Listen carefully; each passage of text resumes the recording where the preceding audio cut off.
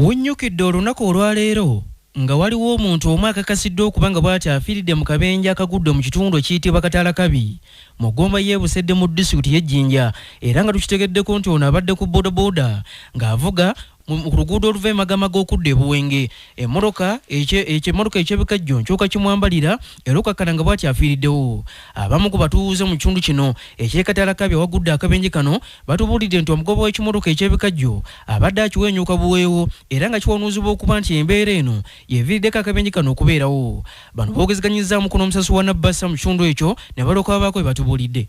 RC1 Katalakabi Industrial Area Tabairo Patrick olwaleero nga 3 omwezi ogwa 12 omwaka 2024 nfunye mu RC yange kikangabwa kinene ino emotoka okutomera omuntu abaire ne pikipiki nga kuliku n'enku. Omuntu oyo nga bamweta ye Katonto Fred ayembaire tiidiga yavuira aye bwembuuziza ku bantu ababairawo bwavuira ninze ebiryeri abaire agangalira kasita abaire ali kujja ku luguudo olujja emotoka emubandire Katalakabi ku yaadi ku minzaani kizibu ko kivuire emotoka eyo okumubanda enjira ntono.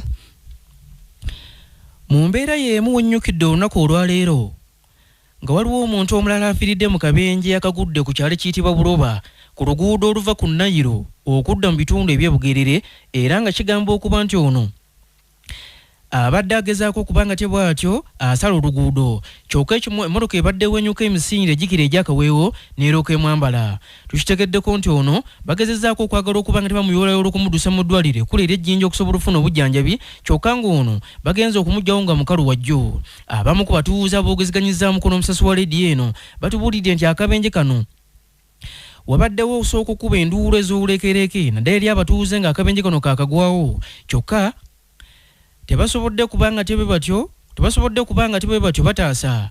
Era nga tukitegeddeko nti poliisi etuuse mu kino Bunambiro omulambo gw'omugezi n'egujjawo n'egutwala mu ggwanika ly'eddwaliro ekkulu ery'Ejjinja okwekebejjebwa ng'erina okubuuliza ku nsonga eno bwe kukyagenda mu maaso. Nze Henry Kyeyune wano e Buloba mu center tuguddemu ekikwangabwa wano akawungezi ssaawa nga 12 awo natoka kika kya Double Cabin wetumeddemu omu ku baganda baffe wano UBA 276 stroke Z tumedde omu ku baganda baffe wano n'emutirawo nga ekikangabwa kino obuzibu kwe buva ampu ekyalo kyaffe kino baagana otuwa ampu naye mu mwezi gwe gumu guno twakafiirwa abantu kati ono wakunda naye babadde bagenda kuba 7 kuba n'ennaku nga 2 emabega kata Double Cabin namba eri UBA 276 stroke Z. Amawulire amasunsulera amasengejje agawana n'ag'ebweru rediyo eri emu yokka Nabbasa Famba.